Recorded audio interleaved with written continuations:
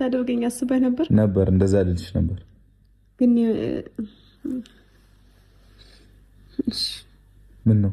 ይኸውልሽ አልተውኩልሽም ከቅዱሴ ጋር ከምናምን ጋር ያደረግሽኝም ፕራንክ እሺ ማን እዳ ላይ ነሽ እኮ እሺ ቆዳ አይችልም እኮ ስሚኝ የኔ ቆንጆ እዳ ላይ ነሽ ነው የምልሽ እሺ እኮ ታዲያ ምን ግን ታፈቅረኛለህ አይደል? ኧረ አፈቅርሻለሁ ማርያምን አይታችኋታል